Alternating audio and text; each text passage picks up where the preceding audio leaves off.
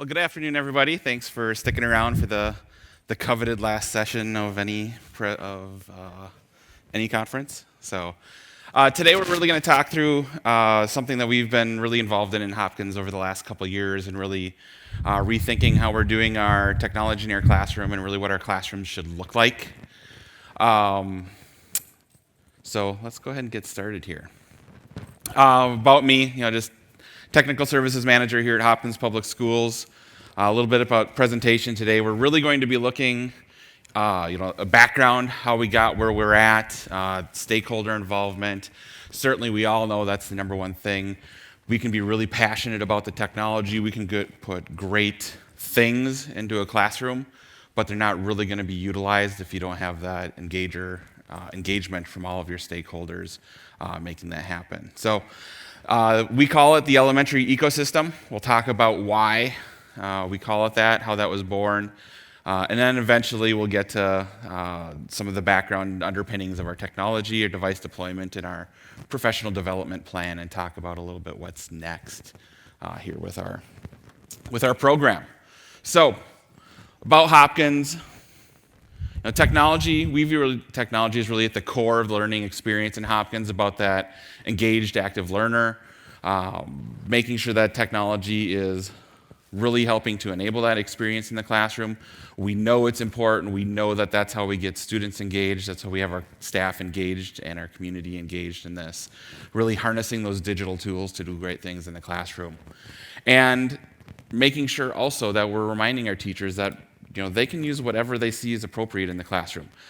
Just because we've put a device in every classroom does not mean, and it shouldn't mean, that that's what the kids are using all the time. You should be using a very multimodal education, classroom education system, and what things really look like as you're going forward and moving your class through its time. So, to that end, the district, we really look at representing the areas of the whole student, really supporting that student as they go forward.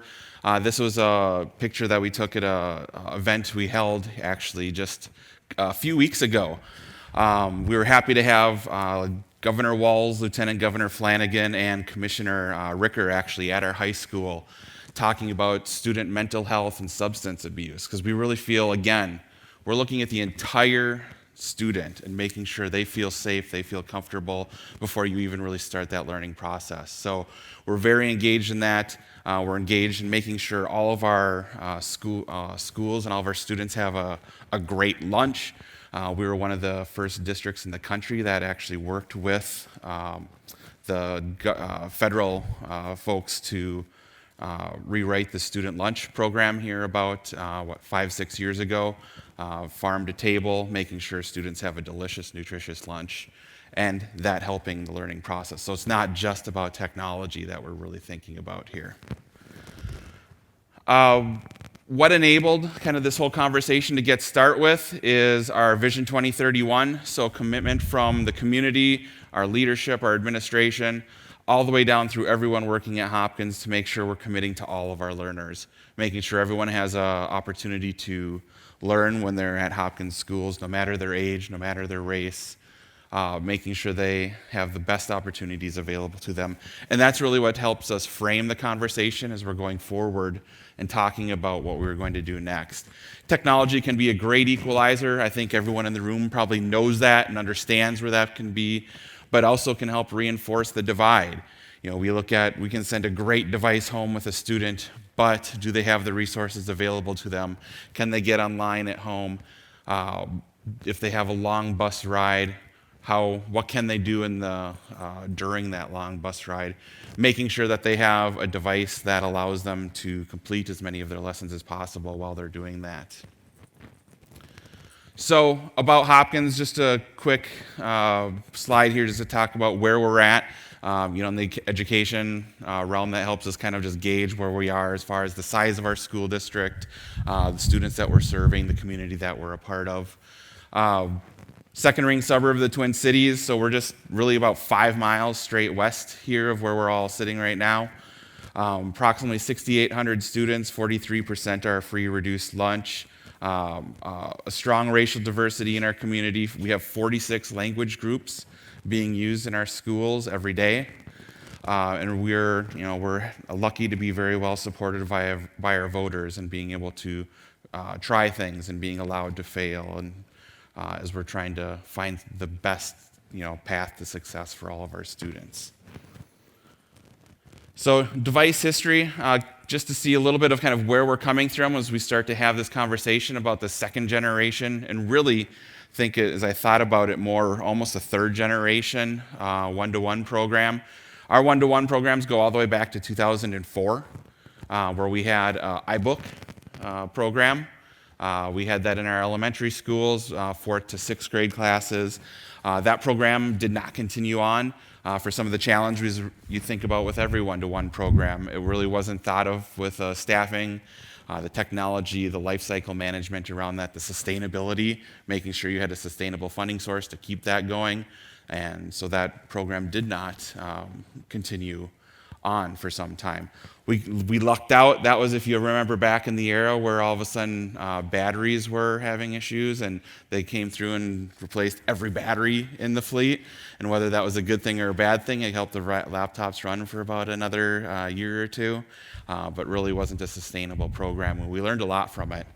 But coming up next in 2012 in our junior high schools, we rolled out one-to-one. We decided to go iPads and one grade at a time. So we kept bringing in the iPads at the 7th grade level. So every 7th grader came to the junior high, started with an iPad, and then were able to use that through their lesson plans. We found that to be really helpful from a deployment standpoint. You're only deploying one grade level at a time, as well as your new students and your other couple grade levels. But really some of the challenges that we found in that were it was really hard to set a point for review of the program. It's so important to take that second, pause, reflect upon what you're doing, and think about, is this still the right direction to be going? What can we improve upon, and where can we go from here? As we were rolling those in one grade at a time, that started to feel, in some sense, like you were just on the treadmill, and you just kind of kept doing the next grade level, and really didn't give a good, purposeful point to reflect upon what the program was looking like. So the funding, though, was able to be provided, and we knew we were going to have that going forward. Our district passed what we call a capital projects levy. We levied for increased base and support of both technology as well as infrastructure and building security in the district. And so those were funds we're able to use and know that we would have a sustainable funding source as we move forward. I've certainly, spoken here a couple times. One talk back in 2015, we talked about our iPad program beyond year one of a one-to-one. I look at the iPad programs, you think about, it's like year 2, 3, 4, 5 is kind of like those teenage years. You're wanting to, there's some things that are uncomfortable, but you're also working it out and you're figuring out where you want to be and figuring out where you are going forward. And so we really talked about, beyond year one of a one-to-one, thinking about, we had the concept of the iPad Dojo, and where students really had, it was a gamified experience where students learned the rights and wrongs and having this internet-connected device and kind of that digital literacy as we move forward with that, and really gamified that experience so all of our students had that and continue to go forward. That was also the year that we talked about how we really kicked up our deployments, and in that year, and we continue to kick that up. That year we first established our baseline of deployments of 500 iPads per hour of a deployment. And so we really get those iPads in the kids' hands, get them out the door, and really keep moving them on. So that's where we've introduced that, and we've continued to work that from here. So we thought, what's next? Our high school went one-to-one in 2015. So the only grade levels we had left were the elementary schools. And how do we approach the elementary school? I think a lot of the educators in the room think about elementary, and I think we know that's a different beast, right? It's a completely different structure to the day. It's a completely different structure to what those lessons look like and what we're really engaging our students with to look like in the classroom. We've moved from this kind of structured, curricular area-based thing where it's, you're going to science class, and now you're going to English class, and now you're going to math, and you drop down into elementary school. It's just such an incredibly different structure to the day, and really what they're focusing on with students is, helping them to be those better students. So we knew it would be different. And what does the technology look like in the elementary? You've seen we've done a lot of work at our junior high school levels. Now it's time to reflect back at our elementaries and say, what should an elementary classroom look like? So we really started to do listening sessions. This is one thing as a new technology leader. I would tell you, do this. Find an excuse to meet with your teachers all the time. And not just about technology. And so we sat down, we met with every single grade level team in all of our elementary schools. It took us about four, maybe 5 months to get this done. We sat down with them as a grade level team in every elementary school with only a couple very simple basic questions. What's going well in your classroom? What's happening in your classroom that you think is providing the best impact for your students? And what are the challenges that you have in place right now? It wasn't, how are the iPads in your school going? It wasn't, what should we do with your computer lab? It wasn't, do you have enough carts of computers in the media center? It was just very basic questions. We start that conversation. Make sure that staff really feel like you're wanting to hear what's going on in the classroom. You're here to try to help see what are the challenges. You're not promising to fix anything. We actually provided no feedback with those sessions. All we were, and we said that right up front, is we're here to listen. We're here to collect up this information so that we can then come back to you with what we're seeing, what makes sense from after we've talked to everybody. So taking a look at that, and again, it's so valuable to talk to folks. That's also what helps build that coalition of people that are ready to move forward and see what's going to do, how you're going to do great things together. We kept open notes through this, so we just kept this all in one streaming document that we shared the link with everybody, so everyone from every different team could see where that information was, what were other teams saying. We certainly saw some trends as we were looking at that. We certainly saw, some things that we thought we were going to hear a lot about that we heard nothing about. It was very interesting. And so those teams that went to the classrooms were not just technology people. We brought in, our media specialists, some of our teaching and learning staff, to really make sure that those conversations, again, weren't just about technology and that people weren't just telling us what we wanted to hear. That's why we really had a non-technology focus on it, because sometimes, people are sitting down, if they're sitting down with the director of technology and the technical services manager and their principal, all you're going to hear is exactly what, they think you want to hear, and it's really being able to press those questions in where you really get some of that knowledge of the classroom and what's really going well and what we can help with. So, any questions that did come up, we responded to those quickly, but after the fact, we said right up front, we're not here to provide technical support. That's not what this conversation is about. We're wanting to hear about your classroom. We took all that information, we started to distill that down, really kind of classify some of the pieces, pull it together. As I said, we found certainly some vertical and some horizontal correlations between the data that we were finding, both at the grade levels as well as across schools. So the conversations, really several things really became clear to us. Technology as a whole needed to be much more available to teachers. They wanted those in-the-moment use capability. It was something comes up in class, there's a question about something, I can't just ask my students to find the answer.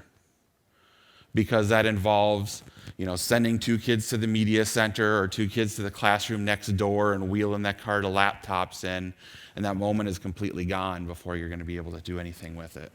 So everyone loved interactivity, but in what way? In our elementary schools, we had a Promethean interactive board installed in every single classroom in our elementary schools. We've had them in there for about 8 years now. Teachers utilized that to varying degrees and really wondered what interactivity looked like. Started to come forward as we had the conversations with them that they loved interactivity, but not necessarily at the front of the room. They didn't want to have to be calling students out to come up and interact at that board to show their classmates something. Maybe they weren't sure with an answer and really just wanted to get that feedback to the teacher, but weren't ready to share it in a large presentation, audience type of a classroom. So wall space also at a premium. Most of the conversations always started with when are you taking that thing off of my wall? Because I really just want more dry erase board, or I want more tack board space. Can we get rid of that? Because that's really a problem for me. And so that we heard loud and clear. We heard that a lot. And it really needs to be not only digital. So that was the conversation we also heard, is say, we don't want this to be an all about technology kind of a rollout. And we certainly heard that, and it has to be supported. Teachers, just like students, need to have that ongoing conversation of being able to learn from each other and have some of our subject matter experts available to help with them as well. So should we move forward? We distilled all this information down. We came up with some of the key concepts. We came back to all of our teachers with what we were hearing and kind of some options for hardware that might meet that, or for systems that might help with support some of their needs. We came back twice around with that. Those we did as an online survey with our staff. And because we had already engaged them with that, we had very high response rate even as an online survey. Normally I think if we send a survey out to all of our staff, we're hoping for like a 20% response rate. With these surveys coming back we heard this, we think this or this might be able to help. What are your thoughts? We were seeing upwards of 80% response rates from our staff, hearing about how to do that, because we've already engaged them in a very personal manner around this, and so they really wanted to hear what that looked like. So, should we move forward? Conversation led actually by the superintendent. We actually had a professional development day already scheduled for that spring of 2 years ago. Really, that conversation led, with our 2031 vision and our superintendent talking about, is this where we want to move? We know, in Hopkins, we're blessed to have great resources available. We can do anything we want. As we tell staff all the time, we can do anything we want. We just can't do everything. So let's have this conversation. Here's what we've heard from you. Here's what our response has been around this. All of you have really come back and forth on this so that we've had a good conversation about it. We've come to kind of a final package of what this looks like. Should we do it? And overwhelming, we were over, I think it was a 92% of the staff in our elementary schools said, yes, let's go. So amazing response. And really, I attribute that back to having everyone so involved right from the very beginning. So as I mentioned before, not just about technology. Not only do we do technology, and that's why we call it the elementary ecosystem. It's not just technology, it's about changing the entire classroom, what a classroom looks like. All of that is so important when you're really looking at this. It's not just all of a sudden that we have technology coming in, whatever shape that technology might make. It's that this classroom is being remade. So we have multi-use walls. You can see along the back of this wall here, the entire wall is a dry erase board, corner-to-corner dry erase board. It then has a projector hanging over the center of one of the areas of that wall. And that was what we heard overwhelmingly from staff as well. When they talked about getting those Promethean boards off of the wall, they did not want a TV coming back on there. They said, again, my walls are too valuable. They need to be multi-use. I want to be able to project on this, and when I'm not projecting, we need to be able to do other things with this. So they were all magnetic-backed, matte finish dry erase board on one entire wall of the classroom that we then project onto as part of that. So this also made us look at furniture, made us look at what a classroom looks like. This is one of our sixth grade classrooms that you see here. We'll talk about this a little bit more as we talk about some of the instructional pieces at the end of the conversation today. We have a district-wide emphasis right now on re-equipping our classrooms, redoing furniture. Right now, from a strategic level, we've dedicated $850,000 a year from our general fund toward furniture. So that allows us to do 4 classrooms per elementary, 12 classrooms per junior high school, and then 17 classes at the high school per year. So this is going to be, we're going to be in this for the hall, because that's essentially about 1 grade level per classroom or per school.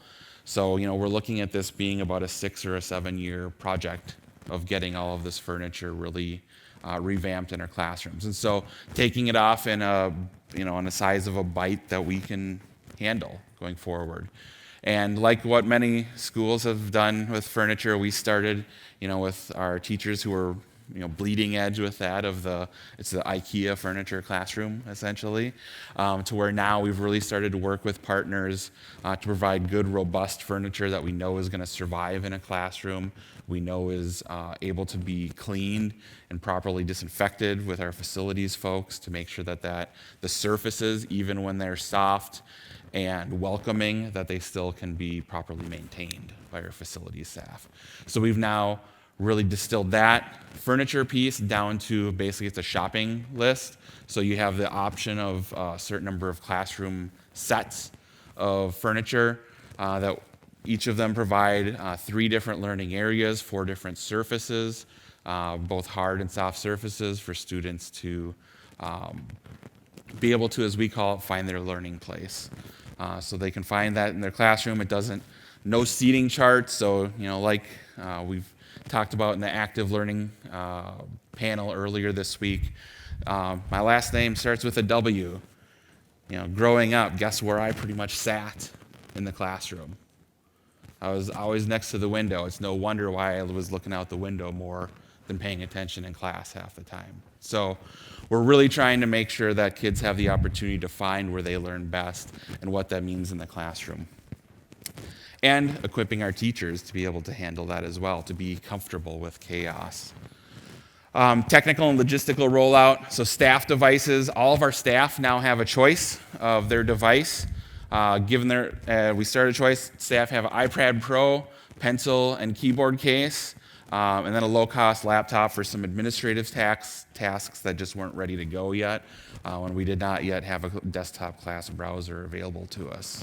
So the other choice was then have a MacBook Air and a student iPad with Apple Pencil available to them so that they could still use that. We found it to be one of our number one priority, and the number one thing we heard from staff in our junior high was that we need to have the same device as our teachers have, or as our students have, so that you can model it, things are close, use a web-based version of something and then the students have the app, it's close, but nothing delivers a lesson, that rich, robust lesson that we expect to see on our iPads, then that teacher able to model that exactly in front of their students.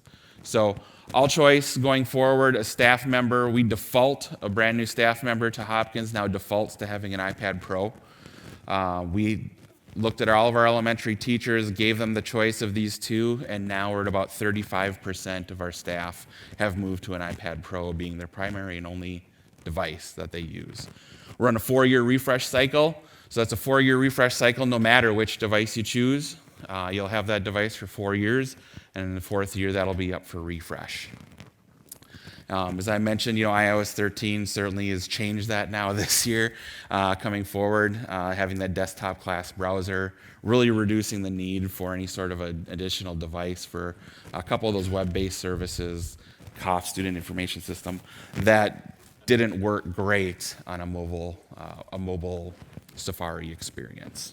So that's where we did for the staff. For our students, we did a complete white glove rollout in that we completely enrolled the devices, set them up, put a default set of apps on them, cased them, had them ready to go. They came to the teacher's classroom with the student's name on it. The student sat down. Their pin was set as their lunch pin, so they already had a familiar thing to be able to sit down at their brand new iPad and start doing a lesson. So the teachers were able to bring those devices straight into the classroom and do a lesson right now. instead of having that large setup process. As much as we have streamlined it, and I've talked about that at presentations here at JNUC in the past, about that streamlined process and that sense of ownership that students get for enrolling the devices, especially at our lower grades. We really made a change there and said it's more important that that device is ready to go so that student can be actively engaged with it from literally minute one and having that ready to go. Our app usage on it, so our staff set up all the iPads, we enrolled them, put the basic apps, we sign in, we use ClassLink as our SSO provider at Hopkins, and have that available to, so students can immediately use any of our paid services, have that all ready to go. You're not fumbling with passwords. You have QR code-based login, so those pieces are straight and ready to go for our students. We purchased through Apple the bundle with the Logitech Rugged Combo 2 case, along with the iPad, and then AppleCare Plus to have that support as we go forward through our program. We're hoping to get 5 years out of our student devices. I think we're really going to be able to do that just because of the technology that's built in. Right now, we really are confident that we're going to be able to see that really a full 5-year refresh cycle on these student devices. Just as kind of an aside, when we talk about enrolling the iPads and doing the apps, one question is, how many apps are we doing? And that's something we've also really found is the robustness of your program really seems to be an inverse correlation with the number of apps that you have installed on your iPad. So I see the more robust our teachers are using the applications, the fewer apps that they have on their iPad. Really, we've had a lot of conversations in that in our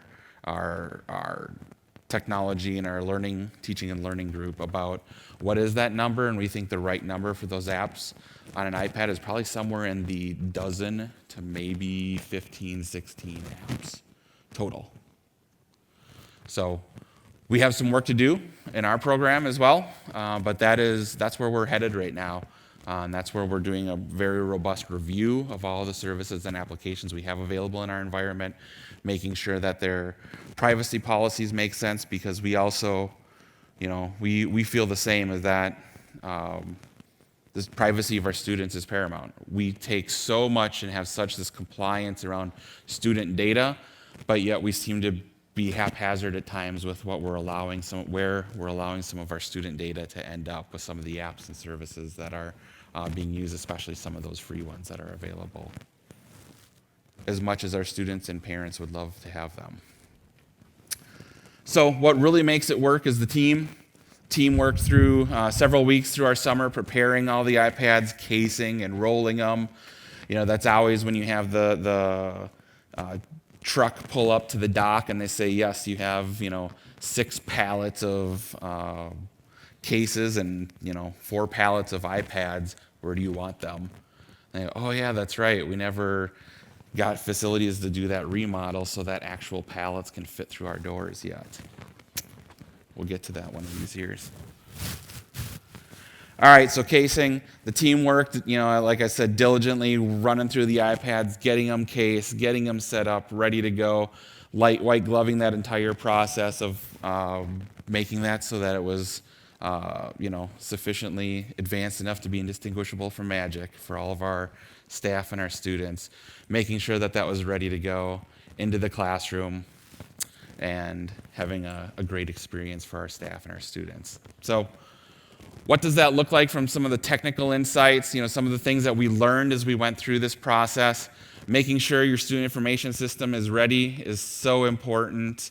You're taking the data that perhaps only a couple people really look at, and you're now making that data visible to pretty much every staff member, because you're populating classrooms, you're printing out lists that are going to teachers, and you're asking for that data way before any of your schools ever want to show anyone that data.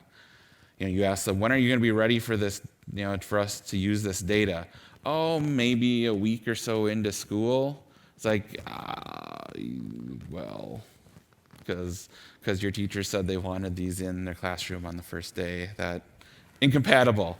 How about, and you start having that conversation. You start having okay, what can we do? Are we at, If we want this data 2 weeks before school starts, is that data at 30% complete? Is that data at 60% complete? Is that data at 80% complete? And when do we hit those milestones? So that's really had a good conversation of milestones for our folks who work with that data throughout the day, throughout the year. And when is it going to be good enough quality for us to look at that? And then some of the errors in enrollments, student enrollments that maybe have shared enrollments because they have a regular enrollment in a classroom, but then perhaps enrollment in some special services that are being provided to them. Maybe they have an enrollment in an alternative program in the district, making sure that those are all in the correct order in your SIS and making sure that that data is all available so that folks can see it. Again, you went from having 2 or 3 people looking at this data to now we have 500 people looking at this data. You've essentially magnified the number of data checks that you have in place. Streamline app assignments and reduce installs. That's been talked about with all of the large deployment talks in the last several years here with JNUC, is you've really got to reduce how much you're actually installing on iPads, make that stuff available in self-service. I've seen second graders do self-service and install their apps. They can do it. Give them that ability, give them that trust that they can own some agency around what they're getting installed on their iPads. We talk about student agency, but then yet from the technical side, we're so fast to just automatically do this stuff for it because we can. And maybe that's not the right thing for our students. We talk about student agency on the instructional side. Why aren't we talking about student agency on the technical side? So really thinking about what that looks like, thinking about charging. Charging is always the thing, right? It's no matter how much you have this conversation about how you're going to use these in the classroom and how you're really looking forward to changing what your classroom looks like, the last 20 minutes of every meeting boils down to which case are we going to use and how are we going to charge them. And so you really have to have that conversation right up front, like let's dispense with that now so that we don't have to keep having this conversation, because people still are very much about what that's going to look like. This has to be automated. Apple Classroom is a classroom guide for our teachers, not as a restrictive or a punitive measure, is something that's really important. We talk to our staff about a lot. Making sure that's automated. Jamf Pro does the install of our what we call Core 4 apps. In many of our grade levels, we have more apps that are getting installed right now. That's the direction that we're going for, though, is get to that Core 4 that we're going to be installing on our iPads. Self-service, everything else, I'll talk about a little bit later on than what we chose for our charging solution here. Instructional Insights, so shared language, a shared vocabulary for all staff throughout all of our schools. Screens up, screens down, screens away. So it's 3 pieces. That's what every lesson, every teacher has this posted in their classroom. Teachers also have magnetic signs that they're putting up on the dry erase board at the front of their classroom so that kids know right up front what kind of a lesson this is. Should they have their device with them? Where should they be in their learning space? These are the default classroom rules, and really having those visual cues available to them in the classroom. So same classroom we revisit from a little bit earlier. Again, that shared language, you can see right up there front of the classroom, up on that dry erase board, they have those visual clues, have that ready to go of what that looks like for screens up, screens down, screens away. That shared language is ready from day one. Start that right out the gate and have that ready to go. You can see the front of this classroom. That's dry erase board from corner to corner. You can see top center there. It's the Epson 700U projector. It's 5,000 lumen laser system projector. So I believe it's about the 20,000 hour light system on it. As I talked about earlier, not a TV. You'll also notice in the corner of the rooms, we used a tray storage instead of having any sort of a cart. Because this is a flexible furniture classroom, students don't have desks. So you can see they have trays of their personal material in the corners of the room. We have 3 spaces around the room, because that was also one of the things we heard loud and clear from our listening session, is it's not a productive time in the classroom for 30 kids to be going at one time to one corner of the classroom to pull those devices out. It's the type of chaos they didn't want to have in their classroom. So it's split up between 3. You can see one right in the corner here, nearest to where this picture was taken, and then the other 2 corners, there's the student trays, and then on top is the actual charging trays for the laptop. We use the Bretford charging trays, and I think they're called the Power Rack. So the Bretford Power Rack is what we chose for all of our elementaries. There's 3 of them in every classroom. Each tray holds 10 iPads, so we have a little bit of capacity, and that's nice that not every single slot has to be filled. So some students, need to have some space, and others, can throw it right on the shelves with everybody else. Also important to our goal of saying that technology doesn't have to be the 100% solution. We still wanted to make sure that every staff member, no matter what choice they made for their device, was still able to print and actually print classroom materials for them. So we have paper cut release station based queues, a shared queue throughout the entire district that our teachers can print to, so they actually print to the system and then can release their paper job at any copier, any printer in the district. So they travel between buildings. So really, paper cut has been awesome to work with on that and make sure that it doesn't matter if you're using an iPad Pro, it doesn't matter if you're using a cheap laptop, it doesn't matter if you're using Windows, whatever you're coming at, MacBook Air, you're going to be able to just print. You print to Hopkins Print, and you go pick up your job when and where it's convenient for you. We also then don't have an IEP sitting on a print tray somewhere, which is kind of a nice side effect of that. So you see that in the corner and have that ready to go. Instructional support, we call it iPad 101 Plus. We did before and after school. Before, after school, at lunch, we'd hit teachers up during prep hours. We'd really learn basic, we'd focus on that basic iOS features. This year, all of our 101 Plus sessions this fall have focused on iOS 13 and the different features available with it. Teachers are loving the new screen capture where you can grab the entire vertical piece of a screen. So if it's a web page, grab the entire web page, mark it up, save it, and send that on to their kids, which highlighted, what do you think of this? This is what we're going to talk about in class today. Use Apple Classroom to send that out with folks, or they can just print it out and using Apple Schoolwork, assign that to every single student and ask the students to mark up what they see as important within that news story. So really important to make sure that those teachers feel supported and that we're using all of the features that are available to us. An awesome program that we were also able to take advantage was what we called Apple Out of the Box sessions. These were held at our local Apple store. And it's something that you don't think about a lot until folks started talking about us.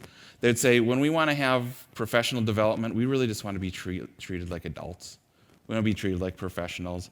And that's something that being able to have these sessions at the Apple Store has allowed us to do. It's after school, staff elect to do it, and they can walk in and they can grab a smoothie or they can grab a coffee and sit down and have adult conversations around what's going on in the classroom, how are you going to utilize this technology. And Apple has been really stepped up for us here and provide these lessons around Keynote, Pages, Numbers, making sure that staff really can utilize this technology. I think that's the other piece that all of us kind of inherently probably know in the room, is that if you're not providing that support to staff and really helping them feel successful with the software that you're putting in front of them, that's what gives them that confidence to use that then in front of their students as well. So Apple has really been instrumental in helping us make this work as well. So our 2013 pledge says that learners are critical thinkers, they're well-traveled, they're holistic thinkers, they're confident, they have their own voice, they're global, and they're empathetic. How do we work on this? Hard work is really, what's going to continue now.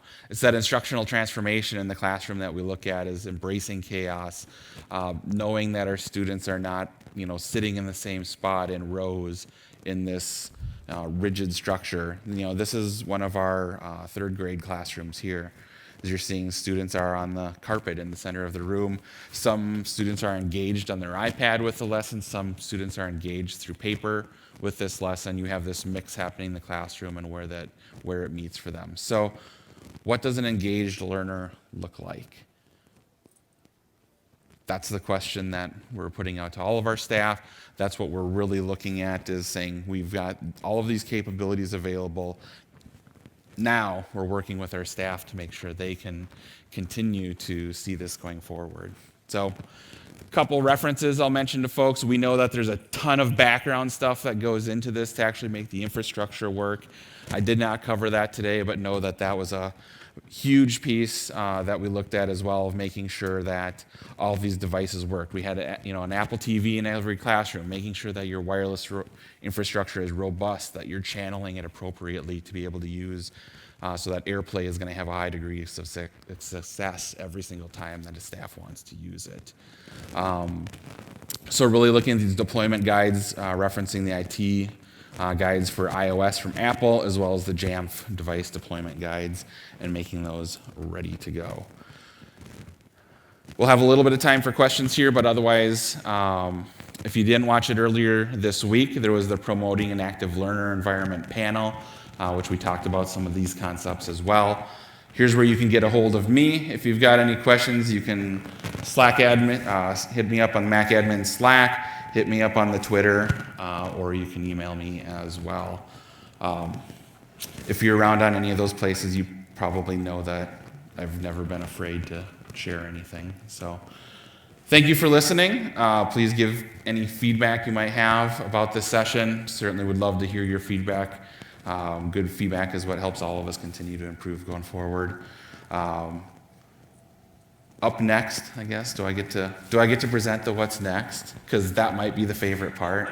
So up next, today here, is the last slot in the entire conference. I guess then I also get to introduce that happy hour is going to be next downstairs. So thank you, everybody, and I'll take any questions that you might have here in our last couple minutes.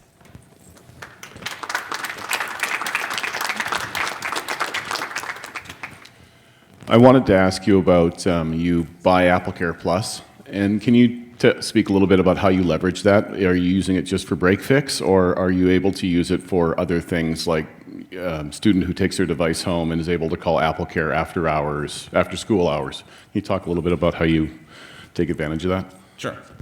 Right now for us it's break fix coverage because in our elementary school our devices aren't going home yet. They likely will be. But right now we haven't crossed that bridge quite yet to where they're going home and needing that support. So, 4-year AppleCare? Yes. Yep. Yeah, the question was just number of years, so yeah, 4-year AppleCare with that. Yep. Any other questions?